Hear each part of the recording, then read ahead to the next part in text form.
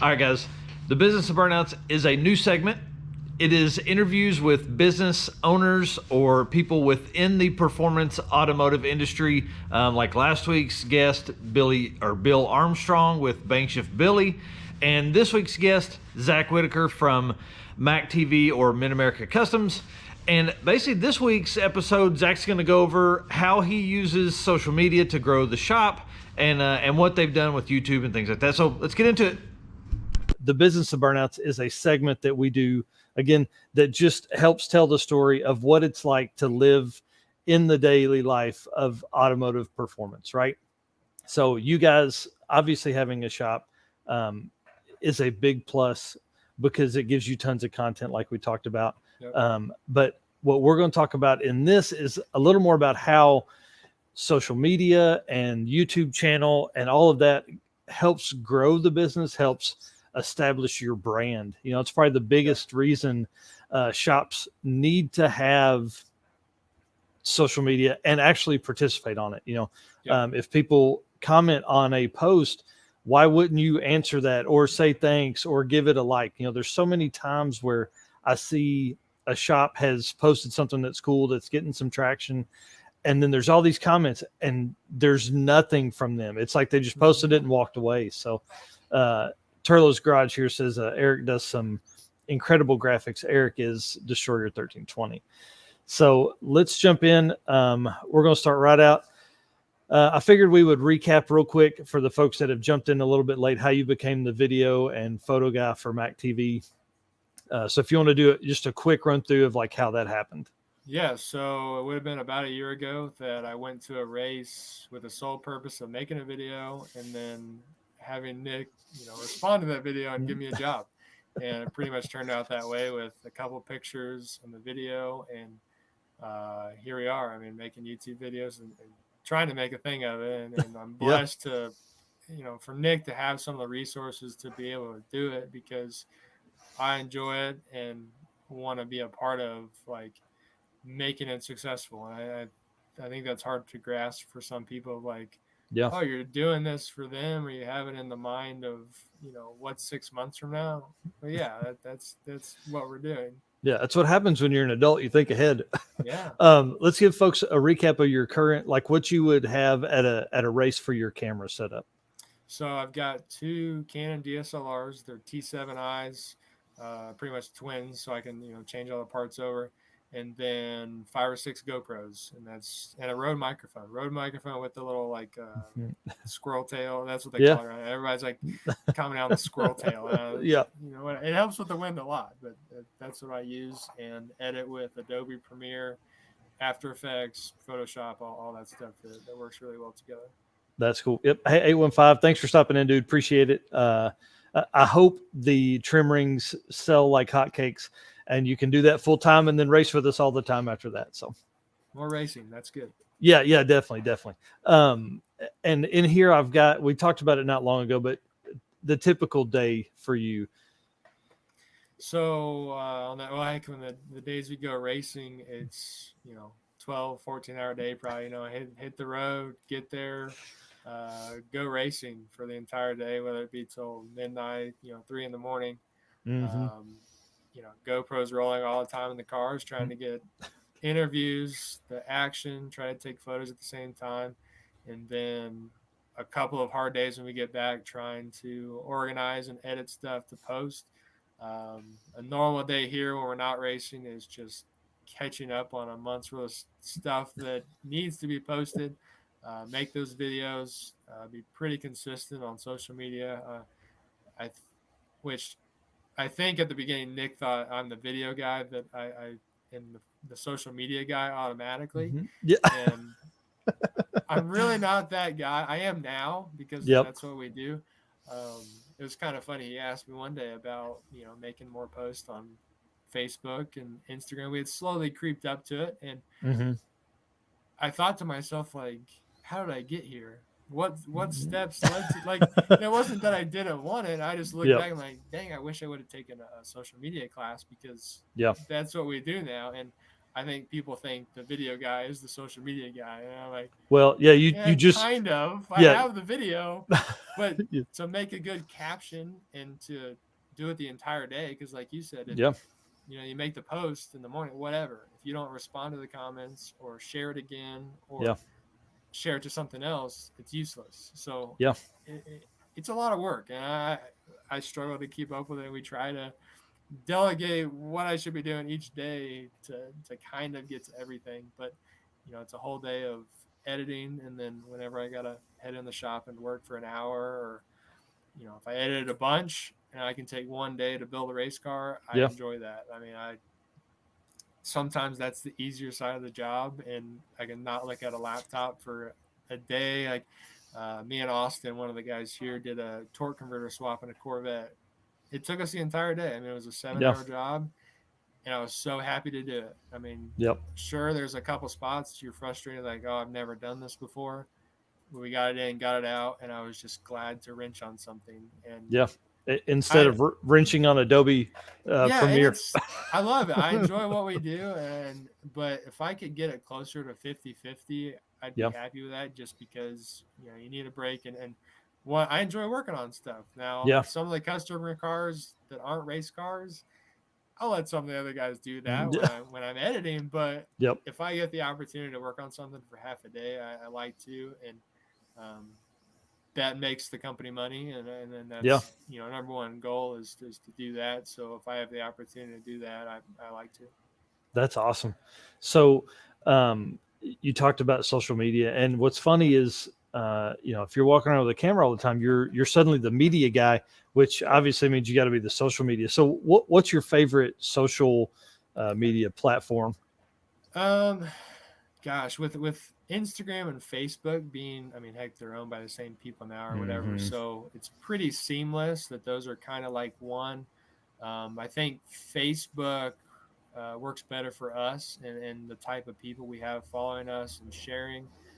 Instagram, I feel like if you're not doing reels, you're probably not getting much out of it. So that Yep. makes it hard. Now, Instagram stories, we do decent with when they gets with 1320 and stuff like that. But I think Facebook, especially being connected to our Shopify and being connected to the people that support us, I like using Facebook, and there's a lot of good dialogue that goes on there that maybe we just haven't hit yet with Facebook or with Yeah. Instagram. Facebook seems to be working the best for us right now.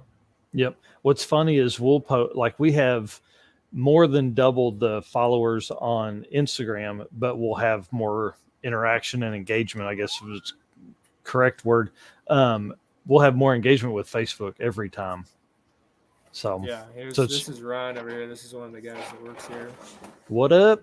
He's going to feed our cat. Our cat had kittens, and they all look the same, and he's going to feed Yes. them. Yeah. They're all white. And are they still all around there for adoption? Yes, they are. I think there's 4 left. I'm not sure, but Yep. they all look exactly the same. But Yep. Yeah. I saw them on Nick's post the other day. Adorable.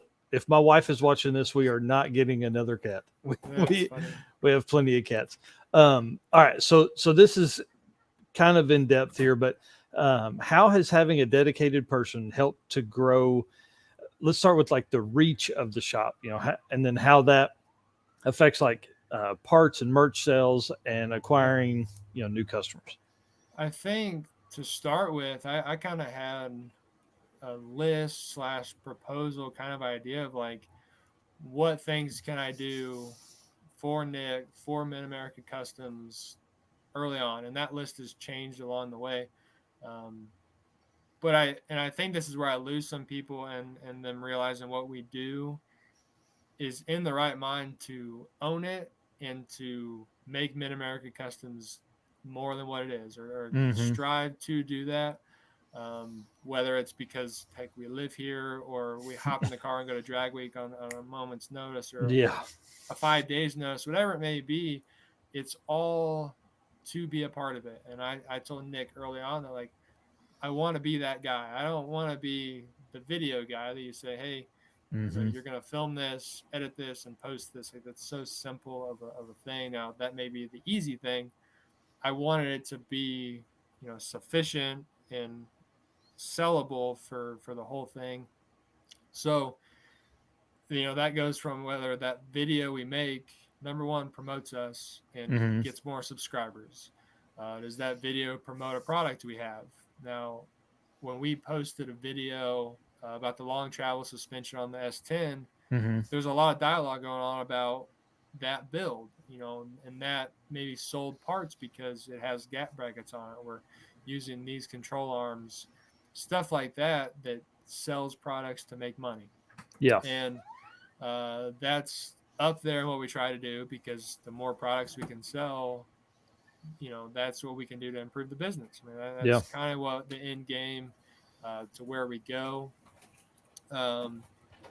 In addition to that would be like the dyno. When we make a dyno video, that usually promotes that somebody wants to get a tune, use the dyno, and that makes us money. Yeah. I think end goal and how we approach all this is like, if we can make YouTube videos and earn a living, that's the goal. If we ever make it there someday, that's what we strive for. That's what we work towards each day. Yeah. And think, how do you do that? I don't know. Like even the 6, 8, whatever it is, 10 months I've been working here, we're still learning. I think we will always learn. And Nick knew that from the beginning. Like, well, whatever, I probably had 20 subscribers on my YouTube channel when he hired me. Like, Mm-hmm. I didn't have anything to show for it. It's like me saying, I want to help you succeed. That's a tough thing to look at. Like, Yeah. even though I made that one video, that was the point of what I did there. But I didn't know how long it was going to take or how long it is going to take. I think I told Nick, I said, if we could get to 3,000 subscribers by June or July, Mm-hmm. I would have been happy. Like, that's kind of where since I had no idea what, how the stuff was Yeah. going, that just seemed like a good benchmark. I think we hit that in April or May. I mean, it was a little ahead of where I That's pictured. Cool. Yeah.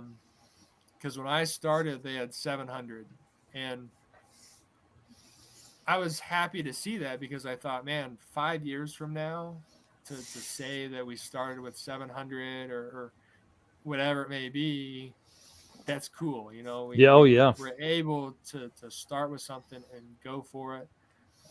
Well, and I think. So I was looking at it today. You guys are at 6,600 subs, and you've got 100 videos up. I mean, like, when I want people to understand, like, how many videos I think they had 3 videos on the channel when you started.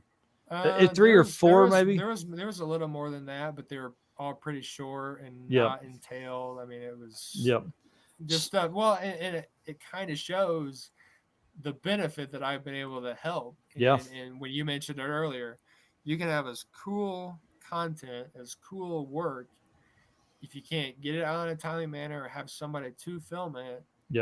It's hard to make a thing of it. And I guess I'll answer that now. Me being able to do that, set aside, and they're working, they're racing, it's huge. I mean, and I know the amount that I do with the cameras. If I'm doing that by myself as the driver, trying to get that's hard. And it's tough. And I think that makes a difference when we try to make good videos, because the amount of comments we get, and it helps my job security in a way. You see the comment that says, awesome job, it looks good. My favorite comment is, why don't you have 100,000 subscribers? Yes. You're like, we're on our way. We're trying that. I appreciate it. That's awesome. Yeah. Share this video. That'll help us. Hey, exactly. I want to call out Destroyer 1320. Thanks, dude. We talked a whole bunch of shit on you earlier. Want to say thanks for dropping in before his live feed, which I think is here in about 40 minutes. Him celebrating a year of being of a weekly live feed for Destroyer 1320's channel. So for everybody that's new, that hasn't been listening, he's awesome, dude, and go subscribe to his channel too. So if you haven't subscribed to MAK TV, I'm gonna thump somebody. So yeah, go subscribe to MAK TV for sure. Yeah. Okay, so sorry, we were talking about important stuff there, but anytime somebody drops some money, we got to call them out and thank them and all that kind of stuff. So, but yeah, being able to be that extra guy filming, it just helps to the quality. And I think people have recognized that, and it's tough because we make a video that we think is good, or we may have spent more time on it to, Mm-hmm. like the gap train video you showed. We spent quite a bit of time on that, so it would look Yeah. good. And some of these videos may not get the views that we hope for, and it's, I think we've started to figure out what people want to see, and Yeah. just based on the, let's say, the 6,000 people that watch or whatever that may be, if we figure out what they want, I can spend more time doing that, because Yeah. we're ripping around the Volvo in 5-degree weather around the pond, and the video gets 500 views. Like, in my eyes, like, dude, that's awesome. That's Yes. people are gonna love it. Yep. And then it gets 500 views. Yep. And then we go racing, and that video gets 10,000 views. And Yep. it's kind of a bummer, because like, oh, that was so fun.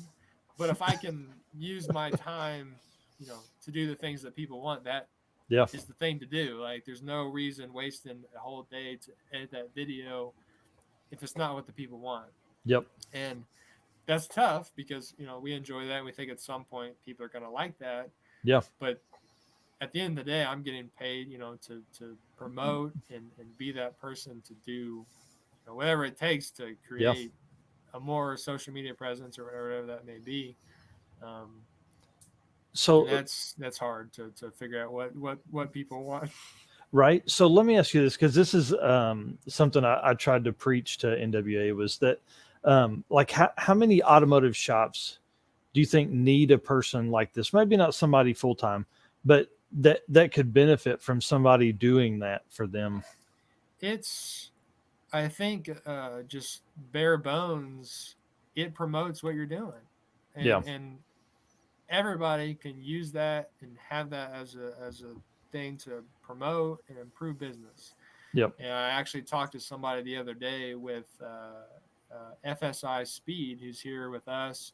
They have a shop, and he was talking about making some videos. And I said, at its most basic form, you got your iPhone or you got a GoPro. It doesn't have to be awesome. You making a 10-minute video just showing what you're doing, will get somebody to look at your brand, look at what you do. Yep. And they have a dyno. Like, even if you only post dyno videos and we don't care about maybe anything else in the shop, that dyno video could bring you business. Yes, Eric, we'll get on that. Maybe this or I'll say maybe when something slows down, but that doesn't happen. We'll scratch that. But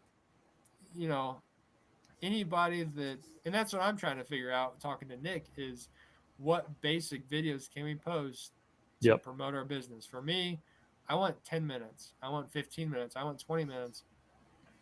And we just need to make videos that aren't for YouTube and make them for Facebook. And because that 3-minute video on YouTube, it's not going to do worth a darn. I know it for a fact. And those daily vlog type, this is what we're working on, maybe they belong on Facebook. That becomes a tough thing, because like I said earlier, we have a fan base that's only on YouTube. So you're trying to balance that. But everywhere, I mean, just a video, something is drawing somebody to your business. I mean, and doing something kind of unique. Now that adds another group to it. Now, let alone just tell what you're doing. Now do something cool. That's hard. That's hard to do. But for instance, when we were on Drag Week, we posted, and this was part of the reason why we didn't post on Drag Week. We had all of our Hoonigan California content the same week as Drag Week. And I have to tell you, not more than probably a half hour after Hoonigan's video aired, somebody comes running over to the car and said he'd seen the car. Like, this was the video that was, this is the car that was on that video. And right there, you realize that promoted our business, that promoted our car. That's why we have to keep the wide end front, that way for a little while. The front end has to stay white for a little while. I mean, does that drive Nick crazy? Not really. I don't. There's a few guys that say it will, like, oh, that looks hideous. I'm like, no, I'm gonna put my foot down. It's white for at least a few months, because it don't have to be pretty. It's just got to be fast. And if you've seen some of the most recent pictures, that is a fact. The car does not look pretty. And Yeah. it's Yeah. it has a lot to say about what we do because it looks like that, but Yep. everything is to promote, whether it's to get us customers or Mm-hmm. to sell parts. Um, that really is the end goal. Besides trying to make a thing at YouTube, that's a Yeah. whole thing in itself. But we can't do that without the resources to get it there. Yeah. Um, Yeah. The resources of customer cars and that kind of yep. stuff. So Turlo says the white front does make the car more recognizable and It's unique. very, I mean, For sure. how many other ones are like that? I mean, it does Yeah. draw the attention to it. Yep. And if that in itself sells a t-shirt because somebody recognized the car, Yeah. that's improvement to the business. Yeah. And that, I guess, takes me to the next thing would be the merchandise stuff. Hey, hang on. Eric says if Mountain Dew doesn't have a white front end, he's unsubscribing. Then I'm unsubscribing to Family Man Racing. You be Yeah. trying.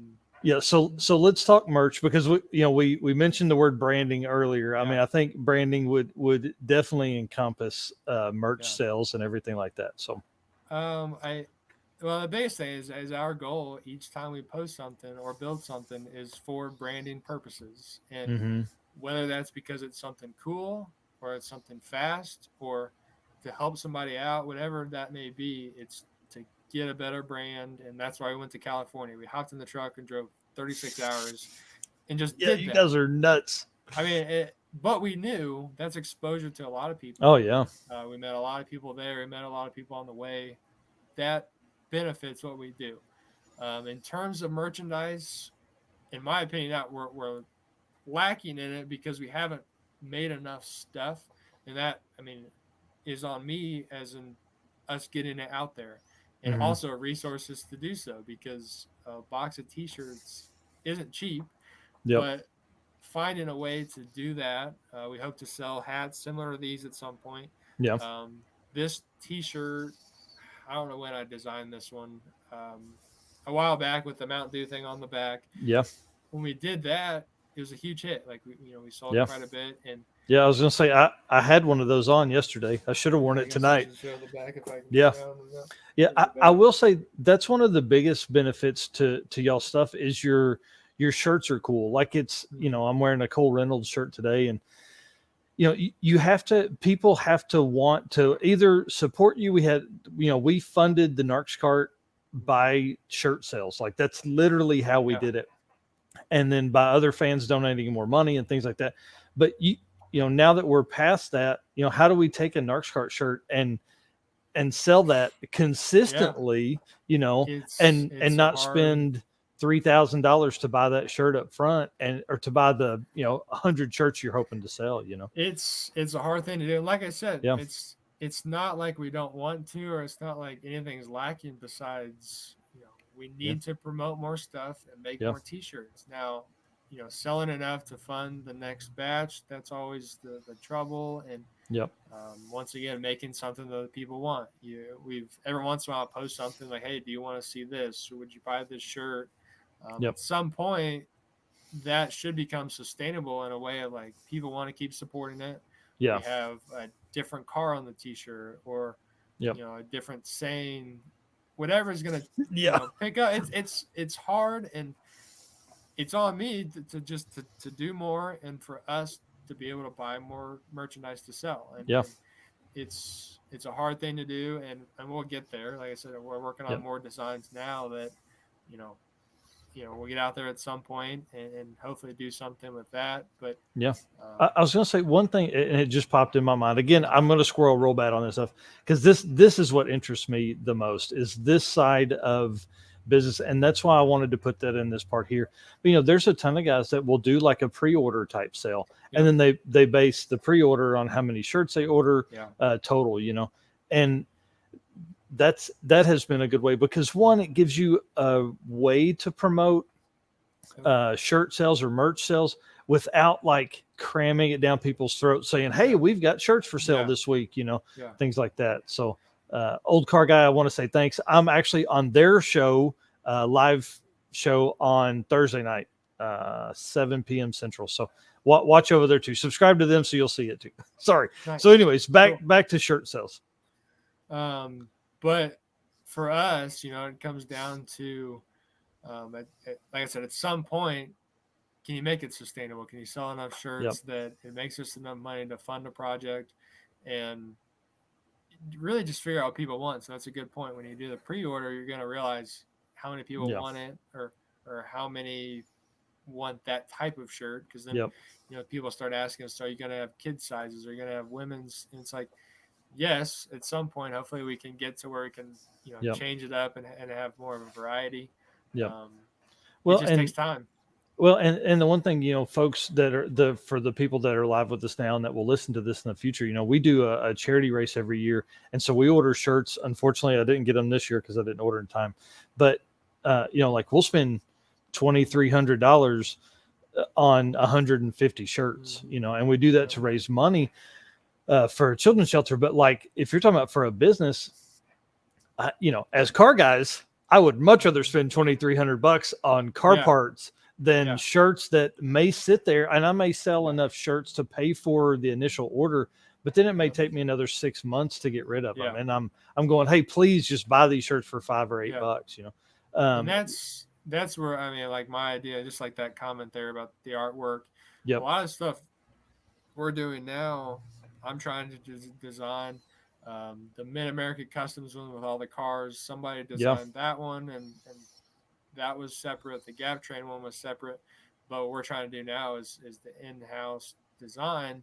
And that's tough because, once again, I try to delegate, hey, can I spend an afternoon designing a shirt and then edit, trying to fill in, make it a new shirt, find a way to fund it, and then getting them ordered. It's a difficult process. And like I said, we hope to branch out more and have more. It just takes time and money. Car guys are funny because like a lot of the shirts that I want to give like $20 shipped for a shirt that will eventually end up in the shop, but I'll give $30 for a really nice, like the multi-car shirt, you know what I mean? Like that has all of the stuff that you guys are known for, so like, and that won't end up in the shop. That'll end up in the good side of my closet. Yes, you gotta have some of those, even though they're all black car t-shirts. My going out shirt. Going out shirt. That's exactly what I was going to say. My fancy shirt. So we talked about the exposure. I want to stay on that and talk about like, has the extra exposure from obviously, like, do you think you guys would have ever been invited to Hoonigan if you had not been as crazy on YouTube and with the cool videos? I don't think so, and I think that in a way is part of why we pushed some of the stuff we did was to get attention. Because once again, somebody mentions, hey, you should invite this guy. If you don't have something crazy for it, or you don't have some sort of reason for them to invite you or do, it's meaningless. And that definitely is what we strive to do. Like, what can we do that's maybe crazy to get there, or prove somebody wrong in a way that we did it, or it's something we shouldn't have been able to do. And it's just, and we don't, and Nick's on the same page as me on this, we don't want to have to reach for it in a way. Like, if YouTube becomes a business for us, you have to reach for it. Like, that's your goal. That's in mind. That's how you make money. But we don't exactly want to be in the mindset of how can we get these views, or try to hang out with this person to get that, or try to throw people's name around to step up to that. We do that sometimes in respect for, like, who we spend time with and stuff like that. But for instance, after Drag Week, there was a lot of Facebook posts that were really cool and respectful of just, they're appreciating what we did. And you get guys like Tom Bailey that comes over to the car and says what's up, and wants to talk about the car and tell you you're crazy. And then you in our last video, or 2 videos ago, we go and ask Joe Barry for some red Loctite, he's like, what car are you guys with? They're like, oh, the green Mustang. And he's like, oh, you guys are all right. No problem. Keep doing what you're doing. But for a guy like that to respond, to a Facebook post and to either to share something or just to have reached people like that is what makes it worth it for us, Yeah. because you see we're doing something right and you see that people want to see more of it. I mean, um, Tom Bailey, for instance, just saying, it's a cool car, awesome job with this, maybe we'll see you at sick week. Like, Yeah. that's really cool. And views and subscribers aside, that's the Yeah. cool stuff that we want to do and for people to see, Yep. because it in turn will lead to the other. When we can spend time with some of those people, it adds to views and Yeah. um, like I said, for me, and I say it's job security because it's funny, like those comments are awesome for me, Yeah. and it puts it in perspective, like, oh, you spent so many hours on this, or maybe we spent a lot of time doing this. Will it pay off, or will it? And Eric from Family Man Racing, he's always commenting on stuff and Mm-hmm. being really helpful with just sharing stuff and saying good job and even telling us how we can do something different. It's cool to have those people around, and we're starting to see benefits of that. Mm-hmm. I don't know when we ever reach 100,000 subscribers. Like, if or when that happens, it's like we started here and we're trying so hard at it, and Yeah. um, it's cool to meet the people that we have, and for it to Yeah. fold over and And some business for us as well. yeah. Um, And to have grown is what it is. I mean, think about the difference in a year. You've 10x'd the subscriber base, which yeah, I mean, there's some guys in the chat here that have, great size channels. Old car guy, he just crossed 10,000. I think Turlo's got like 38,000 or something like that. So, you start looking at some of those guys. It's amazing that there's folks, and I thought about this earlier too, but like there's guys sitting at home that just watch your stuff because they like you guys, they like what you yeah, do. I mean, and I think that's what I like so much more about YouTube as compared to, watching like Street Outlaws or something on TV. A lot of that stuff is 6 or 7 months old, yeah, and with YouTube, we're all trying to get yeah, as much content in front of yeah. everybody as often as possible, so guys can watch that and see what's happening right now in the shop, and that's a huge plus. Um, Well, and I think for us, in a way of doing it so it's real, has gotten a lot of response from people of like, I'm glad you showed that. I'm glad you mm-hmm. guys told us that. Like, we could just show you us winning, or we could Yeah. now blowing stuff up. Sometimes it's good for video views, but Yeah. we like to show it as it is. And now you don't see our whole lives, but when we show something, it's like, here it is. Here's the shop. This is what broke, and we're Yep. here to do this. It's really 2 a.m. It's like, Yeah. and I'm gonna pride ourselves in that for the future of what we do. It's gonna be the real thing, and Yeah. a lot of other YouTubers, they're the real thing, and Yep. sometimes stuff gets skewed, but I want to make it our goal of, this is the way it is, this is Yeah. how hard we worked, and if we lose, if we fail, if we do something wrong, you're gonna know about it, and Well, and we're not one of afraid to show that. Well, one of the biggest benefits to doing it that way too is you're never a character. You're never trying to figure out, oh man, I need to be in character for this episode, or Yeah, I need to be in character if I go to this thing. yeah, You're not ever trying. You are you. You are showing you. You don't have to be somebody different when you show up to yeah, an event or something like that. And that's a huge plus, because then people watch you on YouTube or see your videos on Facebook or whatever, and then they walk up to you and realize you're the same yeah, way, yeah, so like, and then they walk away and go, damn, that dude is exactly like he is yeah. on when I watch him on TV. Well, and it's all here. Like we keep saying from the beginning, it's like, it's one thing if you have one car, it's Yep. one thing if you tried to make this content. All the content's here. We have the cars that break. Like Austin's just finishing up his twin turbo RX-7, which will be in videos soon. We blew that car up last Wednesday. it made 2 awesome passes. So we were happy it was going fast. We immediately got in the truck, left everybody there that was still testing. I did an outro with Nick. I said, hey, go and do an outro. I'm going to go pull this engine out. So he kind of did a thing like, Austin did this, we did this, we're going to keep testing, we're out. We had that engine out an hour and a half. And Dang. It's that kind of stuff that we have the ability to have the content, to have the real deal. And that's just what we do, and at the end of the night, Austin's like, hey, thank you for helping me out with this. I'm like, man, this is what we do. And what else are we going to be doing? I'm so happy to fix this and make this happen with you. And it's like I said, the cars are here, the content's here, and there's no making it up. I mean, before we left for Drag Week, engine, rear end, suspension, tires, cooling system in 5 days. And to go as fast as it did.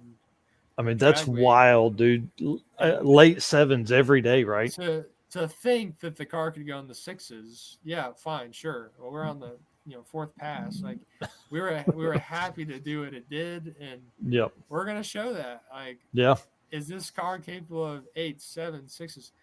Maybe, who knows?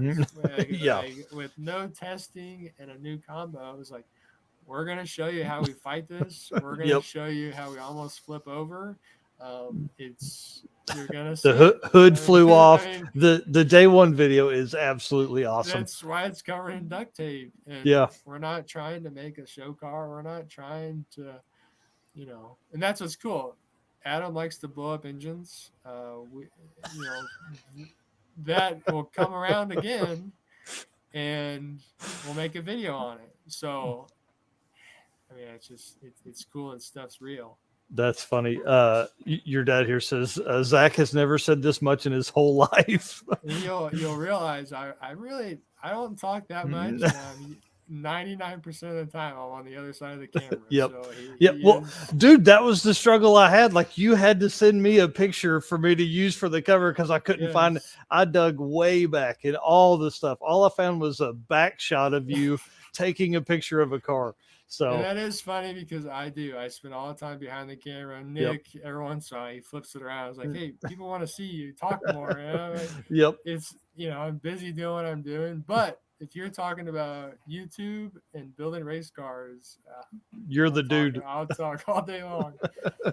That's awesome. Turlos, you're saying great interview. I have a few new channels to check out.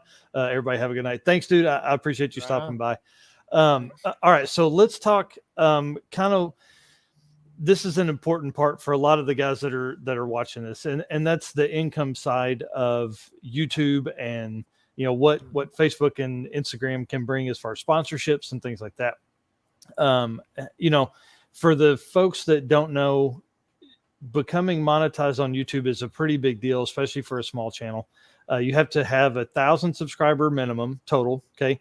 But then within a rolling 12 months, you have to have 4,000 watch hours. That was the hardest one for us. We actually had friends watching. Just put it on a playlist, man, please. And I had some of our playlists have 40 videos in it. And I'm like, just play them. Just let it play. I got to get the time, And, but once you cross that point, it's like everything goes along well. YouTube kind of rewards you for a little bit of that. So, our normal YouTube monthly check is about $80, from our watches and stuff. So if you can go into some of that, we'd love to. If you want to stay vague, I'm fine with that too. I'll stay a little vague, but I'll go into, especially from the beginning of, number one, getting the monetization. And then funny enough, with my YouTube channel now, I'll be doing the same thing. Like, I have, I think, 200 subscribers on my personal channel. I have one video I made in October that has 78,000 views. Dang. And it's probably a 10-minute video, but the opening 2 minutes is an awesome cinematic sequence of my buddy and his bobber motorcycle he built. And that has gotten me 3,400 hours or something. Just that one video doing well. Yeah. but I got to get to 1,000 subscribers. And that the most views with that video started around, May or June. So by then, I'm trying to work just to get it for the heck of it. I don't post any videos right now because my focus is here, what we're doing, and MAK TV is kind of mine. You'll get there. You'll get there. Y'all go watch some of Family Man Racing, damn it, right now. After this, watch it. Yeah, after this. But I feel definitely the need to be here and do this. And even though I might film videos with my truck and at some point get to that, I'm not the type of guy to feel right, I guess, spending time doing that when this is what we're doing. And Nick is cool with me owning it. Like he's not all about me, the video guy, or me, working for him. It's us. So that in itself, I feel like I'm a part of and can own MAK TV. As this is where we put our efforts and time. Gosh, I don't know when we got monetized. It would have been probably January or something. So there was about 2, maybe 3 months where it was just, let's get the videos out, get the views, and the Gap train at Mentone Airport that has 70,000 views. That's what helped us on the hours. That's what helped us get there and made it happen. For me, really, most of what I do doesn't make money. So I sometimes, you talk about the other guys in the shop, when they can stay busy on a customer car, they make money and earn Nick money as a business. That's customer that, you work hour for hour, it's bringing in money. Most of what I do does not. And it makes it difficult, coming from a standpoint of how do you sell yourself? How do I keep working? How does Nick allow me and himself have the resources that allows me and him to be blessed in the way? Can we make this a success at some point? That's where I try to, be productive everywhere, whether it's make a t-shirt that can make us money, make a video of this product that can make us money. When it comes to the YouTube side of it, I would like that to pay me. If I can watch the ad revenue and that pays me, that's kind of my goal. If I'm not going to say we're successful at that point, but it gets to a point where I feel better, like, hey, this work that I did brings enough money to pay me to do it, so we can continue. And it's improved for sure. I know we go in some months, it's like, oh, there's not a lot going on. The last couple months have been pretty good. It's finally taken a little jump to see something, where you gotta pay the bills for an entire shop, pay 4 or 5 guys. It's not there, and it's not going to be there for a long time, but it's something. And I think, keeping in mind people trying that is just looking at maybe what other people are doing to know this is doing a little better. One thing in particular, I could look through, if our video was longer than 20 minutes, it got more views. Our 22-minute video had 10,000 views. Our 18-minute video had 6,000 views. Like, there was a big jump. There's a big difference. And it also does the difference in monetization, because there's 20 minutes, there's 30 minutes, more time for ads, So right. You hate to be that guy, like, oh, I'm going to, put more ads in here. But, we get people that tell us, hey, I watched the ads for you. And I'm like, but think about that. All right. Think about if you're watching a 30-minute TV show, if you're watching 30-minute Street Outlaws, there's 4 commercials in that show. Right. So as YouTubers, we're always like, oh man, I hate to put this in.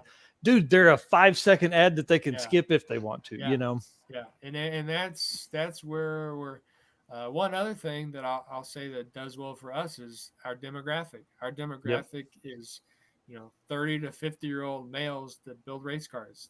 They have the money. So in turn of what kind of content you want to create, is your audience going to have money that can provide for YouTube?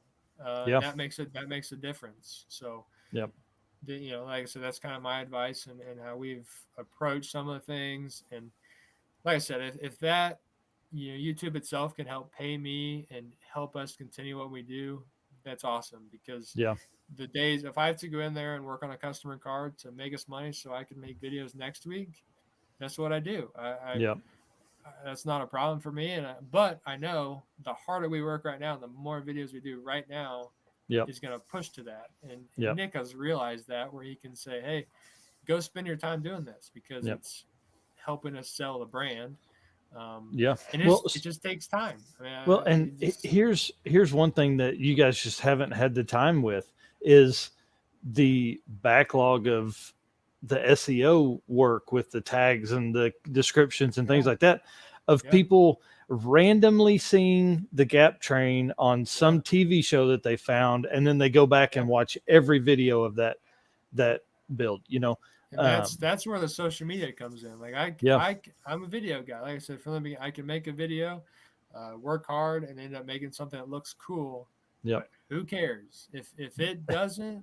If nobody sees it, what's it matter? If they don't see it, it doesn't matter. And that's why the one video was 70,000 views. The next video, I think, has 13,000. And it's like, why? What is just it fit some keywords? It got in the algorithm. That's all there is to it. And it's same way on my channel. That one motorcycle video, it wasn't anything spectacular. Somebody wanted to watch it. Somebody wanted to share it, and it got in to the algorithms. Whatever. And that's where it gets difficult, because I don't know what I'm doing. I mean, no, I don't. And like I said, if you want to make a video, the struggle is you may spend a month figuring out what will work, and then YouTube changes the algorithm. So you're almost better off to stay on what you feel like people want to see, Well, and just recently I was looking at best time of day, best day of the week. And realizing, hey, there is actually a time for this. Whether somebody figured it out, I don't know. But we post the video and think, why didn't it do very good? And you're like, oh, maybe it was too late in the day. Maybe it was too early in the day. And like I said, the monetization side of it, it's a hard game. And even though, sure, we've been monetized for a few months, we know about this much. And I'm excited to learn more about it. And that's the only reason why I went and monetized on my channel a couple of years ago. Is like, if I could get to the point where I can learn some of this information, I'm excited just to get that side of it. Well, let's dig in a little bit here. Family Man Racing had asked earlier what your personal channel is, so I figured we could drop that, and then we'll talk some about what Jason's. It's Z Witty's Garage. It's a black logo, red letters, and I'll just be doing car stuff on there, some fishing stuff, kayaking, dirt bikes. I mean, that's cool. I kind of want to do everything, but kind of a lifestyle. It's dude. I'm gonna tell you, like I've told everybody I've ever talked to that has a YouTube channel. If you don't document stuff, you won't have it later. I don't remember shit. Right? I have my memory is bad, but we have videos of my dad that we would have never had if I had not hit record. So I can't tell people enough to just record your stuff. It's tough, mostly for the reason of I don't talk that much and am not the guy on video. So to do that is hard. And I wish I would have filmed more, but we look back, like I went down somewhere and caught my personal best bass off my kayak, and I had the GoPro rolling, and I go back and watch that video every once in a while from a year ago, whatever it may be, and it just puts a smile on your face, like, hey, we did this. Like if I wasn't filming, all it was me remembering it, or same way with our YouTube channel, MAK TV. We look back and we watch the stuff from California. That stuff, I was so busy editing other things, I knew I could not post it until they got done. I didn't look at that stuff for a month. And we open that up, and I'm sitting here in the office just laughing, and Nick's like, what are we watching? And it's just like we forget what we were doing. We forget what dude happened. I'm telling you, it's amazing, because you would think, oh, you went to Cal, that was such a cool memory. But you start watching, I'm like, dang, I can't believe I turned on a camera here. I'm so glad. I don't remember that part. So I was talking to Jonathan Stonecipher about this the other night because we've got some plans for Sick Week for what I can do to help grow the channel and stuff. And like I was telling him, I don't remember. I just don't, that stuff doesn't stay in my brain. You know, I'm living like, what can I do next? What's my next thing? How can I get right there? You know? And with him, he was like, man, you're just going to have to go back through those videos and watch that stuff and remember people's times and the stories of the cars and things like that. Well, that's a good learning tool too, because yeah, I'll record taking an engine apart. And if I forget, dude, I've watched so many videos of mine where I took something apart. It's a good idea for that, you know, for that reason. Yep. Too. So Jason's Garage here's talking about if you use TubeBuddy or any of the extra, I think there's vidIQ, things like that. Do you use any of that? We have not. I mean, I mostly go through just the YouTube analytics and get the information I can from that based on the audience and stuff. But that would be a good idea. Yeah, TubeBuddy helps a ton. vidIQ helps a bunch as far as like picking your tags and things like that.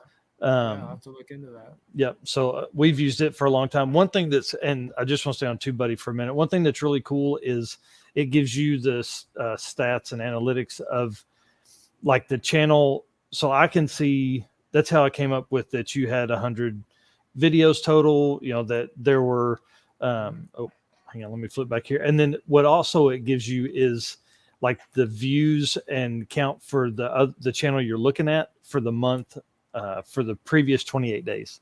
Oh, you know, which is really typically what YouTube provides you with anyways. But now I can look deeper into your videos. I can see maybe what has worked for you that it would in turn, I would like to figure out how to work for me, really cool. And all that kind of stuff. For everybody that's listening, me and Brian Late with Black Seed Originals and Destroyer 1320, we did a whole slew of videos on this called Brainstorm Sessions, where we went through and figured out what worked in. It was like 3 or 4 months ago. So all that stuff's probably outdated, but there's a lot of good tips and stuff like that in there. Jason's Garage here saying that TubeBuddy really helps the learning curve with tags and making thumbnails. And they really do. The hardest part, I think, let's talk thumbnails for a minute, because like your thumbnails are really good. You know, you start popping up, and I'm going to pull up the channel here and show kind of your video. It's hard. I definitely, I mean, I'm always looking at other people's stuff, getting ideas of like, you know, what kind of pops, what do you put words on it? I mean, like the last one there, that was an auto-generated one. That, but dude, that's so good. It fit. So the Drag Week logo, I think that helps in just catching people's eye. A ton. Groups. The street racing in Compton one, I actually didn't even use part with the sirens in it. I just like colored in the corner so it looked like, you know, the police lights. But I mean, like the burnout with Colt's car, we surprised everybody with that because we had been building that car for months and nobody had ever seen anything about it. That's awesome. So to promote that, the cam swap one, the bad lifter, I really liked that one. I thought that one. That thing chewed up. So you can see I've watched a bunch of this stuff just trying to get ideas. And I love the channel. I mean, like it's great content. There's a lot of these that I've watched that I went back to rewatch, and that's why it just has a little bit there. One thing I do, I always preach to everybody was playlists. Not all on that yet. I was just looking at it today, actually thinking I should probably just make a race week one or a Mountain Dew one. That groups it all together. Well, and I'll say this for anybody that's watching outside too, is the biggest reason for playlist is because, like, let's say they find your channel by looking at they saw a social media post, went back and watched it. Well, then if they click on a playlist or if they click on a video, it may show them that video, but because they've watched 90% of what Cletus McFarland has put out, it will take them from your video to Cletus McFarland. So if they're in a playlist, it plays them the next video in that playlist automatically. So a lot of times you can gain a few more video views that way. And a lot of times you're going to build that brand with them folks. I mean, it's just that I think it's that little stuff. Plus Again, I don't remember anything, so I have to put it in playlist because I don't remember when it was that I did it. We find out the people that are along for the ride. You know, you get the small amount of people here. They watch because it's a cool video. They watch because it's something unique. But then you get the people that are like, I'm following this. I watch every video. I want to know what happens to that car next. And that's why, like I said, today I was trying to jot down how I could group some of those, because we get questions.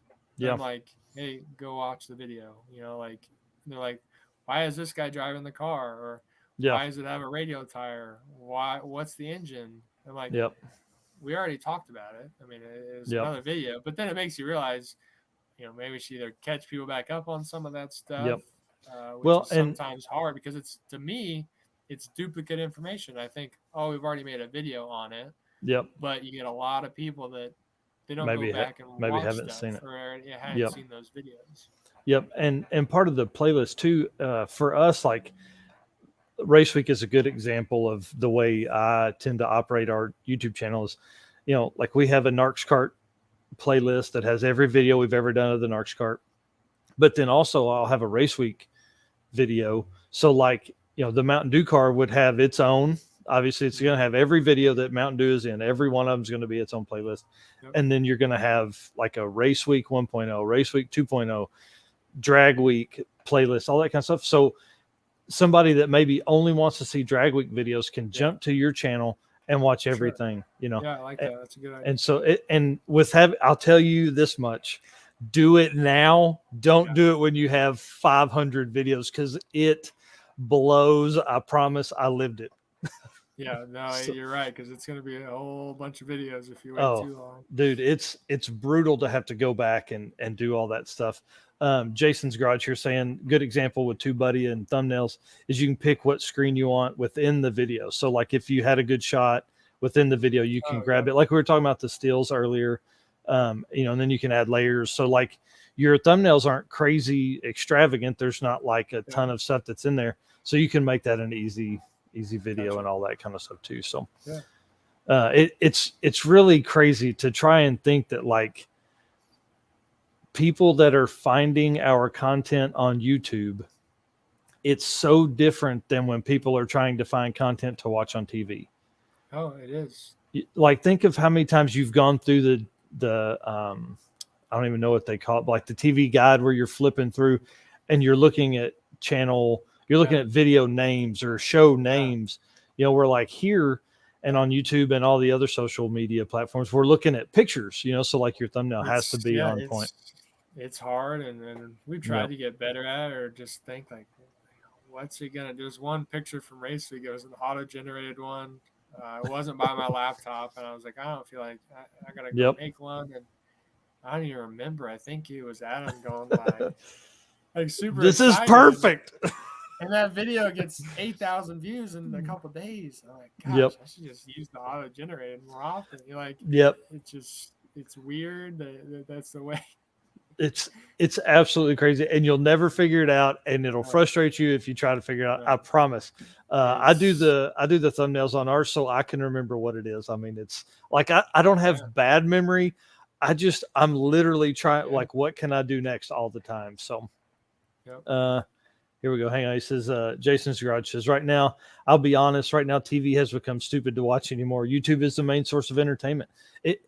Especially for car guys. I think that's why I think we have people that like the 30-minute videos. Like for us, we're like race cars. I like 10 minutes. I like 20 minutes. But Nick told me the other day, he said, this is TV for a lot of these people. So something that's 40 minutes long or 30 minutes, that's no big deal. That's just like them watching a TV show. So that changes the way we look at it a little bit, because like I said, us as race car people, every once in a while I want to know the story. Like I'll follow along with some people, but we want to watch racing. So when you get on, you click through the talking, you watch the racing. You know, that's just how we are, but that's not everybody else's. They want to know a little more about what we're doing. So here's what's funny, and you'll not know you needed this until you do it. Chapters in videos, it's ridiculous. It's so easy to do, but like when, you know, like if you're looking for a certain race, you know, you could set that up in a chapter and then be able to go back to that and look at it in 4 seconds, you know, compared to, okay, well, I think I put this in at about the 10-minute mark. You know what I mean? So chapters are always a good plus. All right. If you enjoyed that, please hit the like button. I didn't ask for you to do that anytime during the episode, so come on, do it now. If you hadn't subscribed, do that also. We are also taking these portions of the live feed and turning them into their own segment on a podcast that we have. Obviously, everything under Narcoleptic Customs, everywhere, TikTok, Facebook, Instagram, podcast, YouTube, everything you're seeing. All right, guys, thanks so much. See you next time.